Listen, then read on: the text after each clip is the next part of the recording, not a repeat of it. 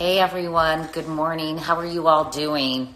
It's Friday, TGIF, I guess, right? Um, so we wanted to do a quick Instagram live for you all this morning because, anyway, could they hear that? Anyway, hi, it's TGIF as I was saying, but who knows what that means anymore, right? In this new normal.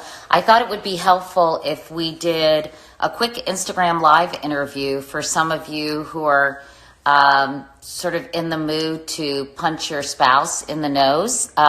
So can I say yes? Yep. There we go. Whoops, I just missed her. My hairdresser Dana just joined us.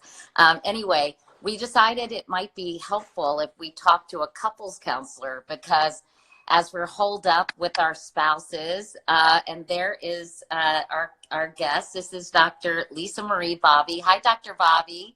Hi, Katie. I'm so pleased to be with you today. Thank you. Nice to be with you. Where are you talking to me from? I am in my home office in just north of Denver, Colorado. Yeah, I Well, saw great. something so funny online about some people who work from home have just had the realization that their normal daily lifestyle is called quarantine by others. And Yeah, kind of right. Well, we wanted to do this interview because it came to our attention in a New Yorker piece that that a lot of people, after the quarantine was over in China, the number of people filing for divorce actually spiked. And then I also read, Dr. Bobby, that after the holidays, that January is a very busy month for matrimonial lawyers. I had no idea that that was true because people spend so much time with their spouse and they start to get, I guess, some of the problems in the relationship rise to the surface. And certainly this is true in a quarantine situation. There's some very funny tweets that I was reading. I'm not sure if we have them. Hold on, I've got them under cute tweets. Somebody said, if this craziness has taught us anything, it's that before getting married, you should think long and hard about whether you could survive an indefinite quarantine with that person. There's some funnier ones too. My wife just sneezed. Does the whole in sickness and in health thing still apply in a pandemic situation? Just wondering. And let's see. If my husband doesn't stop singing my corona, which I've been doing actually, he's going to have a bigger problem on his hand than a worldwide pandemic. These are funny quotes, but funny tweets. But I think there is, I guess it provides the recipe for marital disaster, especially I was thinking about families where there are little kids. And so why is this such a fraught situation for marriages, Dr. Bobby? First of all, I'm just so glad, Katie, that you're talking about this topic because I think that people are facing a very real threat to their health right now. Right. But people are also facing a very significant threat to their relationship because of these circumstances. And many of them really just like legitimately don't know what to do. And there are things to do. And depending on how you handle it, believe it or not, this could actually make your relationship stronger and healthier, like going through something hard together and out the other side. Or it does have the very real potential to create like injuries to the relationship that could be mortally wounding. Going back though to like the China divorce rates or the January divorce rates, I do think that a piece of that has to do with being together for long periods of time and having, you know, a front and center opportunity to see all of the issues in a relationship. But I also think that there's another piece to those particular circumstances that is related to what do I want to do with my life kind of thinking. Like, you know, we know that when people are faced with mortality, it often makes them think more intentionally about how they want to live. And I suspect that a significant percentage of the Chinese people that are getting divorced right now, or the New Year's divorce rates, are really more about what am I doing? this is not a healthy relationship for me, and I'm no longer willing to continue in this situation. That's interesting. Yeah. That it's sort of a come to Jesus moment about Yeah. how you want to live the rest of your life. It's sort of what happens, I think, sometimes to couples when they're children, when they become empty nesters and they look at each other and they think, life is fragile. We're all terminal. Is this the person and is this the relationship I want to be in for the rest of my life? So it does kind of bring things into stark relief that way, right? Yes. And I also want to just mention that to reassure people that relationships don't typically go out with a bang. There's nothing that's going to happen probably in this short-ish, hopefully, period of quarantine that will, take out a relationship. What will happen, though, is that there can be really regrettable and wounding incidents that almost like make the relationship sick, and it won't happen immediately, but over months and years to come, those injuries can fester and ultimately take down a relationship. And I say this as a marriage counselor. I mean, I even before all this routinely talked to couples who had like an attachment wound type situation happen several years ago that they're not over because they experienced something where they really needed their partner in a time of emotional need, crisis. They needed to feel connected or cared for. And when they reached out for that, they felt minimized or rejected, or like their partner wasn't there for them. Those are the kinds of wounds that I'm talking about. And because people are going through such a scary time, they need their partner more than ever to be emotionally responsive. And when that doesn't happen, that's actually what is underlying a lot of the conflict. So you're talking about people who've had relationship issues that maybe they buried a long time ago, and then if they get shut out again, that it becomes too much to handle, basically. Well, not necessarily.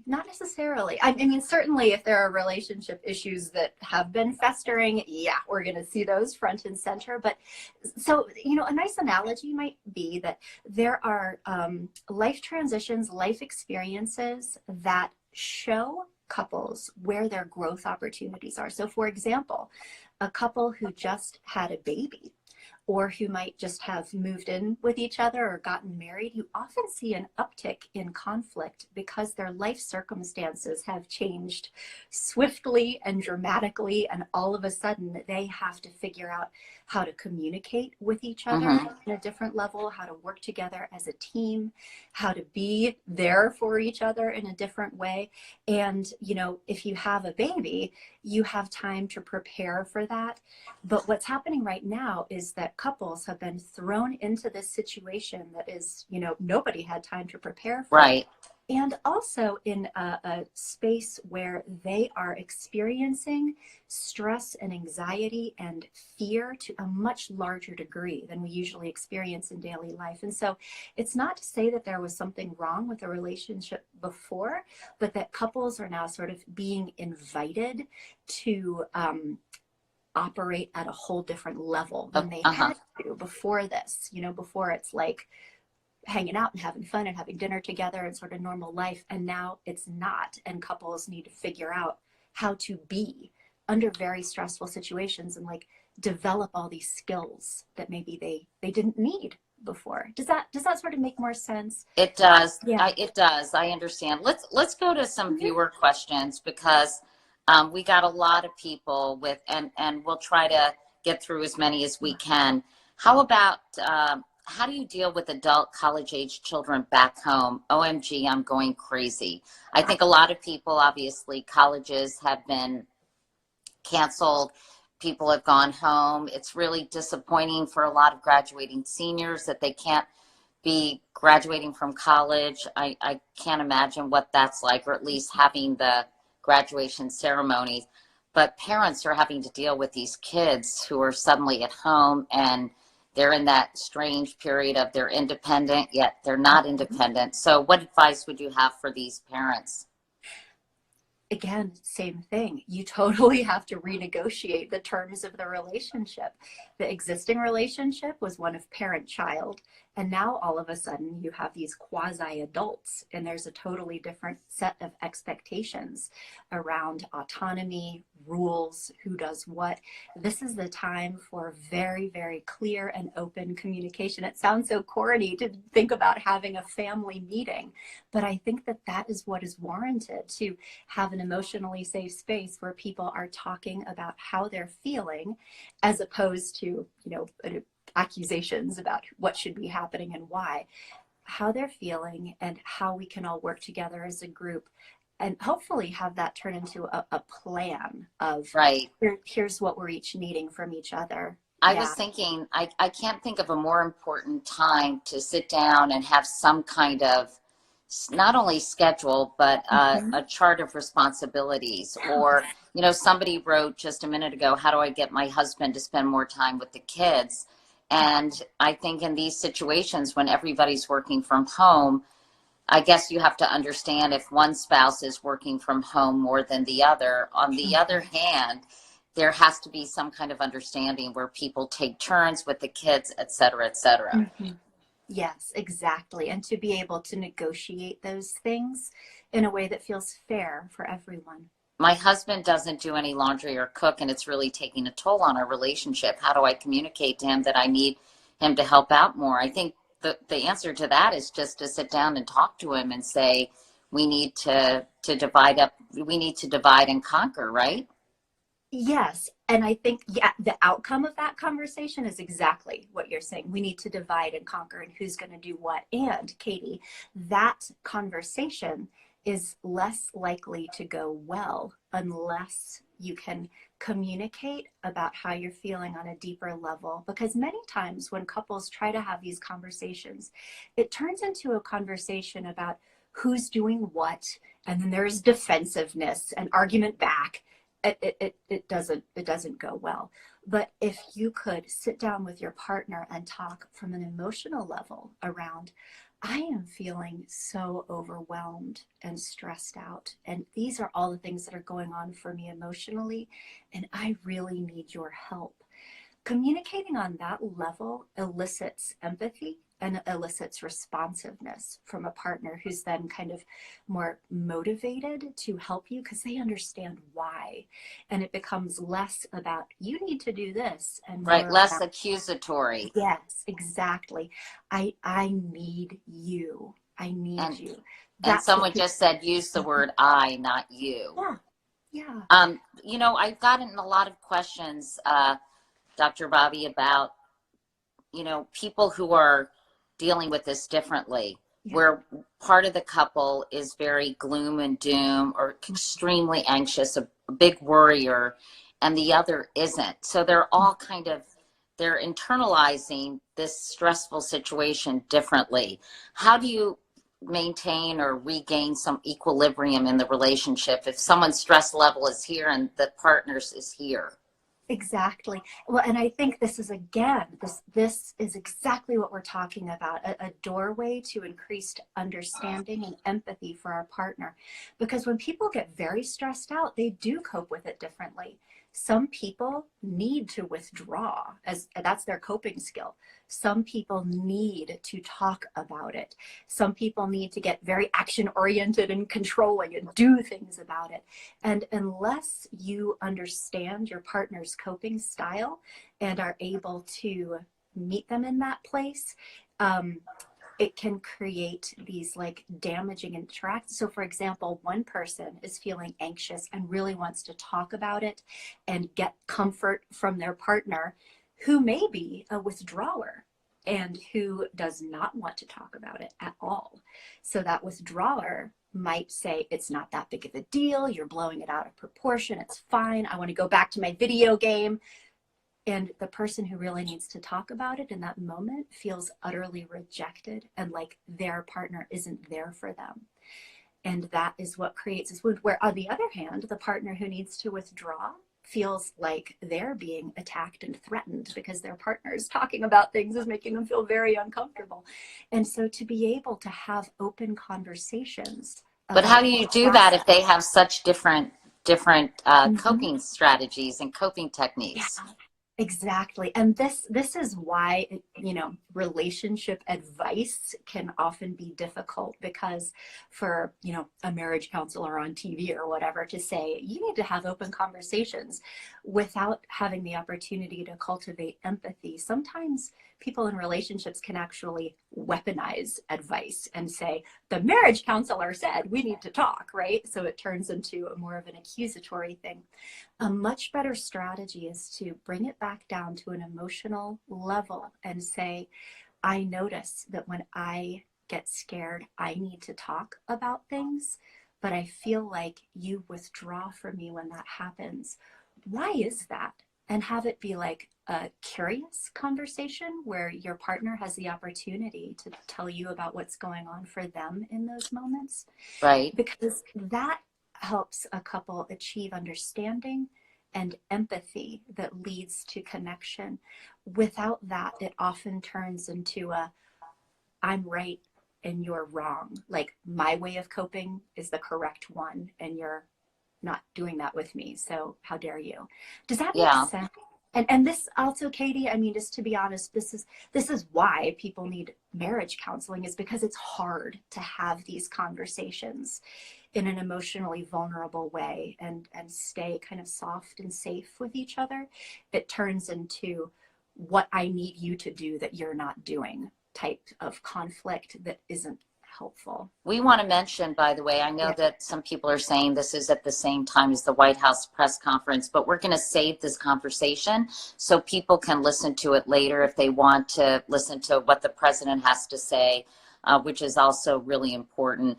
I want to ask you about small kids because we got a lot of questions. One person said, we're drained and frustrated due to work from home with a toddler.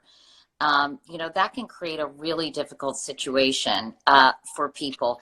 Any advice on just some practical advice, Dr. Bobby, on how you can, uh, you know, take turns with the kids and one person doesn't feel saddled with trying to do work and trying to entertain their toddler at the same time. And by the way, I think people have a whole new respect for childcare providers and babysitters now, given how much, and stay-at-home moms, by the way, who spend all day with their kids, because it's a very, very tough, grueling job. This is so close to how I myself am the mother of a toddler. And so we're talking about what's happening in my house right now, as well as an 11-and-a-half-year-old. But it's so true. And again, this requires a couple to be working as a team and having very clear and open communication about who's doing what. For example, I am here talking to you for the next couple of hours while my husband is in our home managing the toddler. And then we'll switch and he'll have some time to get things done at work while I'll be hanging out, trying to get the kid to not eat the crayons. But it's having a lot of empathy, and also I think really putting kindness and generosity front and center. That's what we all need right now. And so to be very proactively saying to your husband, I know you've had a tough morning. Why don't you let me take the baby for a couple of hours and even just go on a walk or have some me time? But like offering that.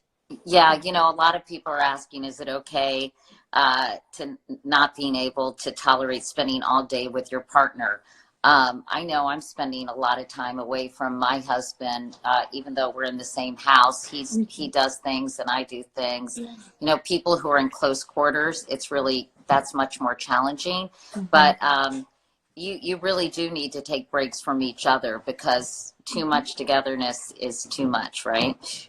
It is. And I think also, conversations that I've had with clients lately is that togetherness or separateness can also be a frame of mind, a mindset, that it's really also a good idea for couples to have agreements around togetherness or separateness, even if they're in the same space. Like if I have my headphones in and I'm looking at my computer, that is my time. Or I know some couples have benefited from having separate workspaces set up in their home. And so like when my husband is in his office area, we leave him alone, or when I come into my space. And so being able to have like mental boundaries and also new routines. Like, for example, baby, we are not talking that much during the day because that's too much talking, but we come together for dinner or for lunch. Like, we have those regular intervals. I think But keeping a schedule is really helpful. I do, yeah.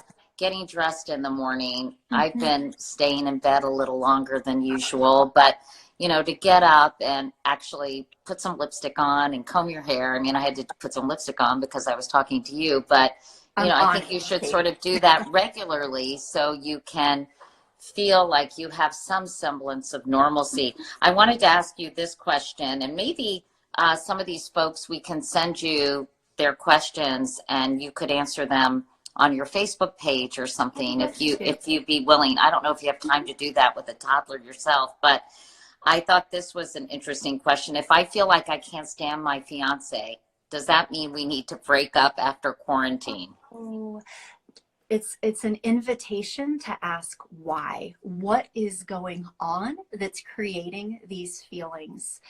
And also, I don't want people to misinterpret their emotional experiences right now as like hatred for their spouse. We know that anxiety leads to feelings of irritation, agitation, and could it also possibly be that you're feeling very like elevated emotionally, and that the lightning rod, so to speak, is your partner? So that must be taken into context, but also to use that experience as an opportunity to ask, what am I needing that I'm not getting? What am I expecting that isn't happening? Why? And use that as the opportunity to maybe make some positive changes in your relationship, and use it as a moment to grow together and strengthen your relationship. It's illuminating the cracks that all relationships have. It's not necessarily saying this is a bad relationship. Or it could be. I mean, it could be a real reality check. My friend Stacy just said, "I do not think that's a good thing." I mean, I think that you're right. It can be a moment where you can figure out the cracks, but it could be a moment where you figure out the cracks are too deep and too That wide is to true. make it a long-lasting relationship, right? I think probably they say when you're stressed out, you shouldn't make major life decisions. So, Yeah. right. So, or when you go through trauma. So I guess they can play it by ear. Someone told me to stop touching my face. Do you know Oh, you touch your face 2,000 times a day? And I I touch my know. face I all the know. time. So I'm bad. such a face toucher, and I'm really, really trying not to. And let me just ask you one other question, because we probably should. A couple of people asked questions. Well, I'm going to ask you two questions, Dr. Bobby. One is, some people are taking the CDC advice more seriously. What if your spouse refuses to follow the guidelines? And another person said, I'm freaked out about germs. My husband is much more laid back, too laid back, and it causes tension. And someone else said, I'm immunosuppressed and my husband insists on going out and exposing me to a risk. Obviously, these are these are all fall in the same category about people not taking it seriously, and that's creating tension in the relationship. It absolutely is. And when we kind of bring it back down to what we've been talking about, it turns into this fundamental question of, can I trust you to take care of me? Can I trust you to keep me safe? Are we on the same page? Are we working together as a team? Do I have emotional support from you when I need it? And so again, unproductive fights turn into, you need to wash your hands. No, I don't. That on that level, we want to stay out of that. But bringing it back down to, I'm terrified. And when I see you go out and come back in and not wash your hands, it makes me feel like you don't care about my safety. And that is why this is so important to me, to help me feel safe with you. Well, just to play act, what if the husband says, "Oh my God, you're being ridiculous. You're overreacting. I mean, life is full of risks, no matter where you are, or what you do." So, what if he just has a different attitude? that is the kind of emotional wound that cuts so deep. And people don't know. The husband who says it's not that big of a deal has no idea that that moment right there might have been a mortal wound for his marriage. And to understand that we need to have empathy and go out of our way to meet the needs of our partner, even if we don't necessarily agree, because it is what they need right now, and being more flexible and accommodating and kind and generous, because without that, relationships are really damaged as a But I result also of think, I mean, over-interaction. Yeah. I also think that sometimes people are too freaked out. I mean, I'm not Mhm. saying they shouldn't be Yeah. concerned, but their level of stress and anxiety is through the roof, Mhm. and they may need to be talked down a little bit as well. So I think it's a balance, but I think from what I hear from you, it's really listening to where your spouse is Mhm. at Yeah. and trying to come to some agreement of sort of anxiety, what is the appropriate Yeah. anxiety level, and how you can Mhm. peacefully coexist and calibrate how each of you are feeling. Does that make sense? Exactly, like coming together around what we're each needing from each other. But Katie, you bring up another very, very good point, which is that I think we're already starting to see an uptick in things like anxiety, and I think depression is going to be right behind that. And so, how are we as individuals kind of figuring out what is a relational issue that my husband and I need to be doing differently? What do I actually need from him? And what is maybe going on inside of me that is related to anxiety that is my responsibility to sort of figure out and Mm-hmm. tone down? And there is a difference between anxiety and fear. So, fear is a very appropriate reaction to an immediate threat. We need to protect ourselves and do things differently to stay safe. Anxiety, on the other hand, is catastrophic future thinking about terrible things that could happen that are really impacting us emotionally in the present moment. And so differentiating between what is legitimate fear that we both need to pay attention to and work together to protect ourselves and our family from, versus anxiety that is impacting my mental health in such a way that it's destructive to my relationship. And it's actually not my partner's fault. It's I need to work on this. And finally, I want to ask you about Mhm. something that causes a lot of stress for couples. One person said, "My husband just lost his job and is very depressed." So Yes. you have this extremely difficult situation, uh, and so that is really, really tough, and Mhm. that exacerbates whatever stress this sort of situation is bringing on already. So Definitely. what advice would you have for, I feel like that person needs professional help probably of some kind, don't you think? And what's Mhm. upsetting, and this is a whole nother conversation, is how mental health counseling is not accessible to so many people because it's expensive and not necessarily, it is covered by insurance in some cases, but a lot of people don't want their employers to know. Mhm. What would you say to that person? Again, the question is, my husband just lost his job and is very depressed. What can I do?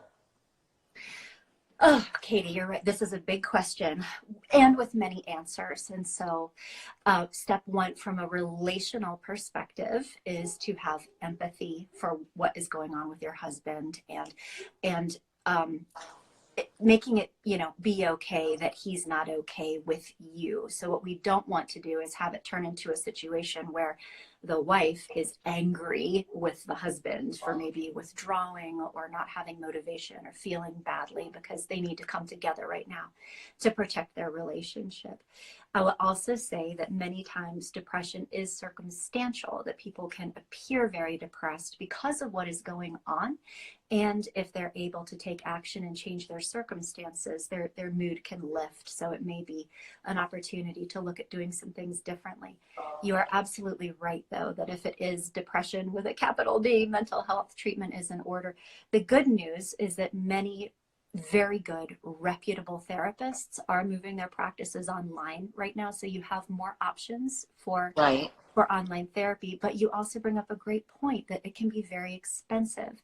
So alternatives to this could be to look for online even courses in specifically cognitive behavioral therapy and strategies. These are very action-oriented, skills-based forms of treatment that are less about like talk therapy and more about learning skills and strategies and applying them. They are very effective for symptoms of depression and could be a nice substitute for traditional talk therapy. I would caution everyone away from messing around with any sort of text-based or email-based kinds of, I don't even want to dignify them by calling them therapy, but looking for those skills trainings. Also, though, I want to share just some facts that many people might not know, particularly about depression and anxiety. We know that small behavioral changes, particularly around exercise, have been found by research to be as effective, believe it or not, as antidepressant medication. So, for example, 30 minutes a day of just walking has been found to be about as effective as antidepressant medication on depression and anxiety. Those kinds of things are always accessible and affordable, and to be looking for those solutions if it feels like traditional talk therapy is out of reach. I also think that sometimes meditation can be really helpful, and there are apps that can help you learn how to meditate. I was thinking if people were interested, Bob Roth is a friend of mine. He's head of the David Lynch Foundation. Yeah. And I was thinking he could maybe do an Instagram live with me, helping people learn how to meditate during this very difficult time, which can really be quite helpful. Someone said walking makes such a difference. I agree with you all. I'm trying to get out. I'm going to take a socially distant walk with a friend of mine. I'm going to bring a tape measure and keep her 6 feet away.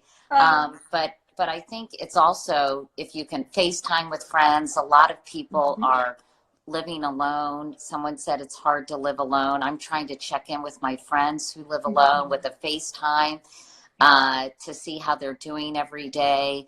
I also think it's fun. You could have tea with maybe a group of friends and set them up in a circle with FaceTime, and everybody could have their cup of tea or a glass of wine. I was thinking alcohol can be a depressant, so maybe tea is a better thing to do, but that's something. But to really, really check in, especially on people who live alone, because, I think it's really tough, I think, to live by yourself and to not have the social interaction you normally have.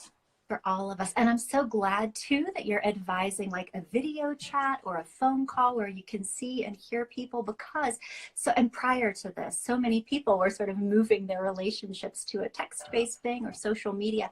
And so as you probably know, there was before this, a loneliness epidemic in our country. In fact, I'm developing a documentary on that.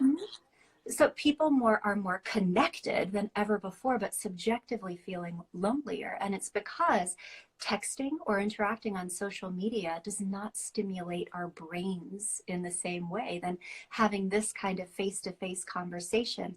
And so I love your advice to have it be a video chat, a long-distance walk, or a phone call, because that makes us feel connected on a deeper level. And I just want to point out one last thing before we go, Dr. Albee. I think that sometimes, I don't know, I'm a stress eater, and I think that people see these times as, well, it's kind of no holes barred. We're upset, we're worried, and we can seek comfort in food. And we laugh about the COVID-19 and that we're all going to gain the COVID-19. And I think one thing that when you eat better and you're exercising, your mental health is better. I think overall you feel less kind of critical of yourself and your choices, and I think your attitude is better. So if people are having kind of anxiety, someone said step away from the carbs. And, I don't know if you have to be so strict that way, but I think in general, and what do I know, you guys, this is just me talking. I think if you eat in a healthy way and you exercise and you keep a schedule that puts you in a better frame of mind to not kind of fly off the handle and, you know, get so stressed out. It just puts you in a better place. But, you know, this is super helpful. I think I really appreciate my followers at this time, because we've built this, I think, community where hopefully we're helping each other. And I really encourage you all to DM me if there's other things I can do that might be helpful for you, because I'm able to reach out to people like Dr. Robbie who have expertise in various areas. We can do a meditation session. We can get the latest. I'll try not to schedule these when the president is speaking. I apologize for that. It's my sense of time is a little out of whack, but thank you so much, Dr. Robbie. And what is your Instagram handle? So if people do have questions, do you mind if I instruct them to DM you? I would love that. So my practice is called Growing Self. It's growing_self. And then my Instagram is Dr. Lisa Marie Bobby. And I welcome any questions. And also, Katie, I'm sure that you hear this all the time, but I want to thank you for doing this. This is exactly the kind of thing that people need. You know, we're getting a lot of information about how to stay safe, but I haven't seen a lot about how to stay emotionally well and healthy and take care of your relationships. And I really think that this is the kind of support that is so important. And just the fact that you're making a forum for these topics is amazing. And thank you. Well, thank you. And happy to do it. It's the least I can do. It makes me feel like I'm contributing and I'm helping people. And I think that's another thing for mental health. If you can get out of yourself and figure out, well, how can I help? Could I help my neighbor? It's Dr. Lisa Marie Bobby, Bobby. Someone just asked to repeat your name, Dr. Bobby, which is a very cute name, by the way, Lisa Marie Bobby. You sound like a country singer. But what I was going to say is there are a lot of people who need help in the community, elderly people. We're trying to take care of a gentleman who's in his 90s nearby and make sure he has enough food. Lisa Marie Bobby, Bobby, Texas, Lori Hughes. And so that's another way, I think, to kind of, because I think feeling powerless, I remember when my husband was diagnosed with colon cancer, that is a really hard feeling too, to feel like you don't have an impact or you can't do anything about a situation, and being able to take some of that power back by being proactive and helping other people, I think can also be really good for your mental health. Yes, absolutely. Because the truth is that we're all struggling. Everybody's having a hard time, and to look for opportunities to contribute in a positive way. And I will also just add, because I'm a marriage counselor, and this is what I do, that idea that charity starts at home too. So we want to take care of neighbors and think about the broader community. Sometimes it feels harder to be generous and compassionate with our spouse that we see every day, but to dig deep and find that kind of energy too, to how can I help my husband or my wife? How can I be more generous? How can I be more tolerant, more compassionate? Because that will strengthen your relationship, your family, and also you. We tend to treat the people we love not as well as some of the other people in our lives, because we think, well, they'll love us unconditionally, but it does create tatters in people's relationships. Someone asked why we're going live during the president's speech. As I mentioned, we're going to save this conversation if people want to watch the president, and we'll obviously be updating what he says throughout the day on my Instagram feed. Anyway, Dr. Bobby, thanks so much. And everyone, thank you all for listening. We hope this was helpful. And I like this person saying, stop being rude to Katie, who's being very helpful. Anyway, let's all get along, you guys, because it is funny, these Instagram lives. Sometimes you do get tools, and sometimes, most of the time, you get really nice people. So anyway, you all, thank you for listening. And Dr. Bobby, thank you for sharing your expertise with us during this time. And thanks for your willingness to answer questions on your Instagram page. Really appreciate it. Okay, thank you again. Okay, nice to meet you.